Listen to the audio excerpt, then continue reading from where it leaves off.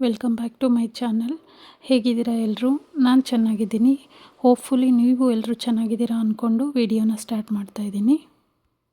ಇನ್ನು ಇವತ್ತು ಬಂದುಬಿಟ್ಟು ಶನಿವಾರ ಸಂಜೆಯಿಂದ ಬ್ಲಾಗ್ನ ಸ್ಟಾರ್ಟ್ ಮಾಡಿದ್ದೀನಿ ನಾನು.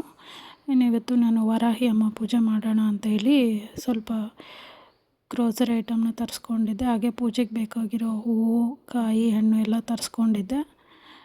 ನಾನಿಲ್ಲಿ ಇವಾಗ ಪ್ರಸಾದಕ್ಕೆ ಕೇಸರಿಬಾತ್ ಮಾಡೋಣ ಅಂತ ರೆಡಿ ಮಾಡ್ಕೋತಾ ಇದ್ದೀನಿ. ಇನ್ನು ನಾನು ವರಾಹಿ ಅಮ್ಮ ಪೂಜೆನ ಇವತ್ತೇ ಫಸ್ಟ್ ಟೈಮ್ ಮಾಡ್ತಾ ಇರೋದು, ಅಂದರೆ ಇವಾಗಲೇ ಸ್ಟಾರ್ಟ್ ಮಾಡ್ತಾ ಇರೋದು. ಮುಂಚೆ ಯಾವತ್ತೂ ನಾನು ಮಾಡಿಲ್ಲ.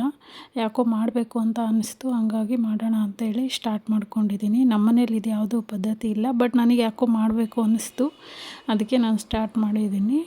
ಯೂಶ್ವಲಿ ನಾನು ಆಷಾಢ ಶುಕ್ರವಾರ ಪೂಜೆ ಮಾಡ್ತೀನಿ. ಆಮೇಲೆ ಶ್ರಾವಣ ಶುಕ್ರವಾರ, ಮಂಗಳವಾರ ಎಲ್ಲ ಪೂಜೆ ಮಾಡ್ತೀನಿ. ಬಟ್ ವರಾಹಿ ಅಮ್ಮ ಪೂಜೆನ ಇದೇ ಫಸ್ಟ್ ಟೈಮ್ ನಾನು ಸ್ಟಾರ್ಟ್ ಮಾಡಿರೋದು. ಅದರಲ್ಲೂ 9 ದಿವಸ ಮಾಡಿದರೆ ಒಳ್ಳೆಯದು ಅಂತ ಹೇಳ್ತಾರೆ. ಬಟ್ ನನಗೆ ಸಡನ್ನಾಗಿ ಮಾಡಬೇಕು ಅಂತ ಅನ್ನಿಸ್ತು ಅಂತೇಳಿ ನಾನಿವತ್ತು ಪಂಚಮಿ ದಿನ, ಅಂದರೆ ಅಮಾವಾಸ್ಯೆ ಆಗಿ 5ನೇ ದಿನಕ್ಕೆ ಪಂಚಮಿ ಅಂತ ಹೇಳ್ತಾರಲ್ವ, ಆ ದಿನ ಸ್ಟಾರ್ಟ್ ಮಾಡಿದ್ದೀನಿ ನಾನು. 9 ದಿವಸ ಮಾಡೋಕ್ಕಾಗದೇ ಇರೋರು ಇವತ್ತೊಂದು ದಿವಸ ಮಾಡ್ಬೋದು ಅಂತೇಳಿ, ಸೊ ಹಂಗಾಗಿ ಇವತ್ತು ಮಾಡೋಣ ಅಂತೇಳಿ ಪ್ರಸಾದಕ್ಕೆಲ್ಲ ರೆಡಿ ಮಾಡ್ಕೋತಾ ಇದ್ದೀನಿ. ಇನ್ನು ಕೇಸರಿಬಾತ್ ಮಾಡೋಕ್ಕೆ ನಾನು ಚಿಕ್ಕದು 1 ಕಪ್ ರವೆ ತೊಗೊಂಡಿದ್ದೀನಿ. ಅಷ್ಟೇ ಅಳತೆಗೆ ಸಕ್ಕರೆ ತೊಗೊಂಡಿದ್ದೀನಿ, ಒಂದು ಸ್ವಲ್ಪ ಕಡಿಮೆ ಅನ್ನೋಂಗೆ. ಇನ್ನು ಅದಕ್ಕೆ ಒಂದು 2-2.5 ಬೌಲಷ್ಟು ನೀರನ್ನ ಬಿಸಿ ಮಾಡಿಕೊಂಡು ರವೆನ ಚೆನ್ನಾಗಿ ಹುರ್ಕೊಂಡು ತುಪ್ಪದಲ್ಲಿ ಬಾಯ್ಲ್ ಆಗಿರೋ ನೀರನ್ನ ಹಾಕಿಬಿಟ್ಟು, ಅದೆಲ್ಲ ನೀರು ಕಡಿಮೆ ಆದಮೇಲೆ ಅದಕ್ಕೆ ಸಕ್ಕರೆ ಹಾಕಿ ಕೇಸರಿಬಾತ್ ರೆಡಿ ಮಾಡಿಕೊಂಡೆ ನಾನು. ಮೇಲೆ ಒಂದು ಸ್ವಲ್ಪ ತುಪ್ಪ ಹಾಕಿದರೆ ಕೇಸರಿಬಾತ್ ರೆಡಿ ಆಯಿತು. ಸೊ ಇವಾಗ ಮೊಸರನ್ನೂ ರೆಡಿ ಮಾಡ್ಕೊಂಡಿದ್ದೀನಿ. ಇನ್ನು ವರಾಹಿ ಅಮ್ಮಂಗೆ ಸ್ವಲ್ಪ ಪೆಪ್ಪರು, ಅಲ್ಲ ಎಲ್ಲ ಚೆನ್ನಾಗಿ ಜಾಸ್ತಿ ಹಾಕಿರಬೇಕು ಅಂತ ಹೇಳ್ತಿದ್ರು. ನಾನು ಇದೆಲ್ಲ ಯೂಟ್ಯೂಬಲ್ಲೇ ನೋಡಿದ್ದು, ಸೊ ಹಂಗಾಗಿ ನಾನು ಅದೇ ಥರನೇ ಪ್ರಿಪೇರ್ ಮಾಡಿದ್ದೀನಿ. ಇನ್ನು ಮೇನಾಗಿ ಬಂದುಬಿಟ್ಟು ಇದು ಯಾವುದು ಪ್ರಸಾದ ಮಾಡಿಲ್ಲ ಅಂದ್ರೂ ಆ ತಾಯಿಗೆ ಪಾನಕ ಬರುತ್ತಲ್ವ, ಬೆಲ್ಲದ ಪಾನಕ ಮತ್ತು ನೆನೆಸಿರೋ ಹೆಸರು ಬೇಳೆನ ಇಡಬೇಕು, ಅದು ಇಂಪಾರ್ಟೆಂಟು. ಸೊ ಹಂಗಾಗಿ ನಾನು ಪಾನಕನೂ ರೆಡಿ ಮಾಡಿದ್ದೀನಿ. ಆಮೇಲೆ ಹೆಸರು ಬೇಳೆನೂ ನೆನೆ ಹಾಕಿದ್ದೆ, ಅದನ್ನು ಇಟ್ಕೊಂಡಿದ್ದೀನಿ. ಇನ್ನು ಮಾಡಿರೋ ಪ್ರಸಾದ ಎಲ್ಲದನ್ನೂ ಒಂದು ಪ್ಲೇಟ್ಗೆ ಹಾಕ್ಬಿಟ್ಟು ಜೋಡಿಸ್ಕೊತಾ ಇದ್ದೀನಿ. ಇನ್ನು ಗೆಣಸು ಇಷ್ಟ ಅಂತ ದೇವಿಗೆ ತರಿಸಿದ್ದೆ ನಾನು, ತರಿಸಿ ಅದನ್ನು ಬಾಯ್ಲ್ ಮಾಡಿ ಇಟ್ಕೊಂಡಿದ್ದೀನಿ. ಈ ಪ್ರಸಾದ ಎಲ್ಲ ಮಾಡೋದು ಮುಗೀತು. ಸೊ ಇವಾಗ ದೇವ್ರ ಮನೆಯೆಲ್ಲ ಜೋಡಿಸ್ಕೊಳ್ಳೋಣ ಅಂತ ಹೋಗ್ತಾಯಿದ್ದೀನಿ. ಇನ್ನು ನಾನು ಆಗಲೇ ಹೇಳ್ದಾಗೆ ಪೂಜೆಗೆ ಒಂದು ಸ್ವಲ್ಪ ಹೂವು, ಹಣ್ಣು, ಕಾಯಿ ಎಲ್ಲ ಬೇಕಿತ್ತು ಅಂತ ತರಿಸ್ಕೊಂಡಿದ್ದೆ.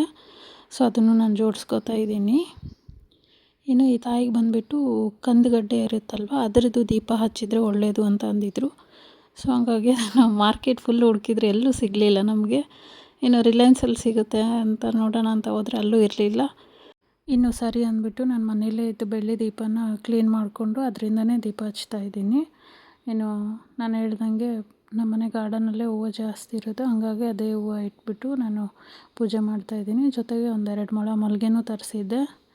ಸೊ ಬೆಳಗ್ಗೆ ನಾನು ಆಲ್ರೆಡಿ ಪೂಜೆ ಎಲ್ಲ ಮಾಡಿದ್ದೆ, ಅವು ಎಲ್ಲ ಬಾಡೋಗಿತ್ತು ಅಂದರೆ ತೆಗ್ದಾಕ್ಬಿಟ್ಟು ಮತ್ತೆ ಇವಾಗ ಒಂದು ಸತಿ ಎಲ್ಲದು ಫೋಟೋಗೆ ಮತ್ತು ಫ್ರೆಶ್ಶಾಗಿ ಹೂವು ಇಟ್ಟು ಪೂಜೆ ರೆಡಿ ಮಾಡ್ಕೋತಾ ಇದ್ದೀನಿ. ಇನ್ನು ನಾನು ಆವಾಗಲೇ ಹೇಳ್ದಂಗೆ ನಾನು ಇದೇ ವರ್ಷನೇ ಈ ಪೂಜೆ ಸ್ಟಾರ್ಟ್ ಮಾಡಿರೋದು. ಸೊ ನನಗೂ ಎಷ್ಟು ಗೊತ್ತಿದ್ದೀನೋ, ನಾನು ಎಷ್ಟು ತಿಳ್ಕೊಂಡಿದ್ದೀನೋ ಅಷ್ಟನ್ನೆಲ್ಲದನ್ನು ಕರೆಕ್ಟಾಗಿ ರೆಡಿ ಮಾಡಿಬಿಟ್ಟು ಪೂಜೆ ಮಾಡೋಕ್ಕೆ ಸ್ಟಾರ್ಟ್ ಮಾಡಿದ್ದೀನಿ. ಇನ್ನು ನಾನು ತಿಳ್ಕೊಂಡಿರೋ ಪ್ರಕಾರ ಈ ವರಾಹಿ ಅಮ್ಮ ಬಂದುಬಿಟ್ಟು ಪಾರ್ವತಿ ದೇವಿಯ ಇನ್ನೊಂದು ಅವತಾರ ಅಂತ ಹೇಳ್ತಾರೆ. ಅಂದರೆ ನಮ್ಮ ಹಿಂದೂ ಧರ್ಮದಲ್ಲಿ ಸಪ್ತಮಾತೃಕೆಯರು ಅಂತ ಹೇಳ್ತೀವಲ್ಲ, ಅದರಲ್ಲಿ 5ನೇಯವರು ಈ ತಾಯಿಯಾಗಿರ್ತಾರೆ. ಅದರಲ್ಲೇ ಇನ್ನೊಬ್ಬರು ಬಂದುಬಿಟ್ಟು ಚಾಮುಂಡಿ ಅಮ್ಮ. ಸೊ ನಾನು ತುಂಬ ಭಕ್ತಿಯಿಂದ ಪೂಜೆ ಮಾಡೋ ದೇವರು ಚಾಮುಂಡಿ ತಾಯಿ. ನೀವು ನೋಡ್ಬೋದು, ಆ ದೇವ್ರ ಫೋಟೋನು ನಮ್ಮ ಮನೆಯಲ್ಲಿದೆ. ಇನ್ನು ಇದು ಪೂಜೆ ಮಾಡಬೇಕಾದ್ರೆ ತಾಯಿ ವರಾಹಿ ಅಮ್ಮಂದು ಅಷ್ಟೋತ್ತರ ನಾಮಾವಳಿ ಎಲ್ಲ ಹೇಳಬೇಕು ಅಂತಾರೆ. ಬಟ್ ನನಗೆ ಅದು ಬರಲ್ಲ, ಹಾಗಾಗಿ ನಾನು ಫೋನಲ್ಲೇ ಹಾಕಿಬಿಟ್ಟು ಪೂಜೆ ಮಾಡ್ತಾಯಿದ್ದೆ. ಇನ್ನು ನಾನು ಸಡನ್ನಾಗಿ ಪೂಜೆ ಪ್ಲ್ಯಾನ್ ಮಾಡ್ಕೊಂಡಿದ್ದರಿಂದ ನನ್ನ ಹತ್ರ ದೇವಿ ಫೋಟೋನೂ ಇರಲಿಲ್ಲ.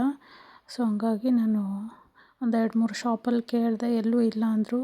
ಮತ್ತು ನಮ್ಮ ಮನೆಯವರು ಗಂಗಾವತಿಯಿಂದ ಈ ಫೋಟೋನ ತಂದುಕೊಟ್ರು. ಇದು ಹೆಂಗೆ ಅಂದರೆ ಲಕ್ಕೀಲಿ ನನಗೆ ಫ್ರೈಡೇ ಈವ್ನಿಂಗ್ ಸಿಕ್ಕಿದ್ದು. ಅಂದರೆ ನಿನ್ನೆ ಆಷಾಢ ಶುಕ್ರವಾರ ಪೂಜೆ ಏನು ಮಾಡಿದ್ನಲ್ವ ಆವಾಗ. ಸೊ ಫೋಟೋ ಬಂದ ತಕ್ಷಣವೇ ನಾನು ಫೋಟೋ ಎಲ್ಲ ಒರೆಸ್ಕೊಂಬಿಟ್ಟು ಆಲ್ರೆಡಿ ಒಂದು ಸತಿ ಪೂಜೆ ಮಾಡಿದೆ. ಯಾಕಂದರೆ ಶುಕ್ರವಾರದ ದಿನವೇ ಫೋಟೋ ಮನೆಗೆ ಬಂದಿದೆ ಅಂಥೇಳಿ. ಯಾಕಂದರೆ ನಾನು ಆವಾಗಲೇ ಹೇಳ್ದಂಗೆ ನನಗೆ ಈ ಪೂಜೆ ಮಾಡೋದು ಯಾವುದು ಐಡಿಯಾನೇ ಇರಲಿಲ್ಲ ನನ್ನ ತಲೆಯಲ್ಲಿ. ಅದು ಕತೆ ಕೇಳಿದ್ಮೇಲೆ ನನಗೂ ಯಾಕೋ ಮಾಡಬೇಕು ಅನ್ನಿಸ್ತು. ಸೊ ಹಂಗಾಗಿ ಫೋಟೋನೂ ಹುಡುಕಿದೆ. ಅದು ಲಕ್ಕೀಲಿ ನನಗೆ ಫ್ರೈಡೇನೇ ಬಂತು ಫೋಟೋ. ಸೊ ನಾವು ಅಂದ್ಕೊಳೋದ್ಕಿಂತ ದೇವರಿಗೆ ನಮ್ಮ ಹತ್ರ ಪೂಜೆ ಮಾಡಿಸ್ಕೋಬೇಕು ಅಂತಿದ್ರೆ ಏನಾದರೂ ಆಗುತ್ತೆ ಅಂದ್ಕೊಂಡೆ ನಾನು ಎಲ್ಲದನ್ನೂ ರೆಡಿ ಮಾಡಿಕೊಂಡು ಪೂಜೆ ಮಾಡಿದ್ದೀನಿ ನಾನಿಲ್ಲಿ. ಇನ್ನು ಆಶ್ಚರ್ಯ ಅನ್ನೋ ಥರ ಪೂಜೆ ಮಾಡಿ ಕೆಲವೇ ಗಂಟೆಗಳಲ್ಲಿ ನಮ್ಮನೆಗೆ ಕರೀದೇನೆ ಒಬ್ಬರು ಅತಿಥಿ ಬಂದಿದ್ದರು. ಅವರು ನೋಡಿ ನನಗಂತೂ ತುಂಬಾ ಖುಷಿಯಾಯಿತು. ನನಗೆ ದೇವ್ರ ಪೂಜೆ ಮಾಡಿದ್ದಕ್ಕೂ ಸಾರ್ಥಕ ಏನೋ ಅನ್ನೋ ಅಷ್ಟು ಖುಷಿಯಾಯಿತು. ಸೊ ಅವ್ರು ಯಾರು ಅನ್ನೋದನ್ನು ನಾನು ನಿಮಗೆ ನೆಕ್ಸ್ಟ್ ವ್ಲಾಗಲ್ಲಿ ವಿಡಿಯೋ ಸಮೇತ ಹಾಕಿ ಹೇಳ್ತೀನಿ. ಇಷ್ಟೇ ಫ್ರೆಂಡ್ಸ್ ಇವತ್ತಿನ ವಿಡಿಯೋ. ಹಾಗೆ ಈ ವ್ಲಾಗ್ ಇಷ್ಟ ಆಗಿದ್ದರೆ ದಯವಿಟ್ಟು ಲೈಕ್ ಮಾಡಿ. ಹಾಗೆ ಯಾರಾದರೂ ಹೊಸ್ದಾಗಿ ನನ್ನ ಚಾನಲ್ ನೋಡಿದರೆ ಸಬ್ಸ್ಕ್ರೈಬ್ ಮಾಡ್ಕೊಳ್ಳಿ ಅಂತ thank you so much for watching my vlog.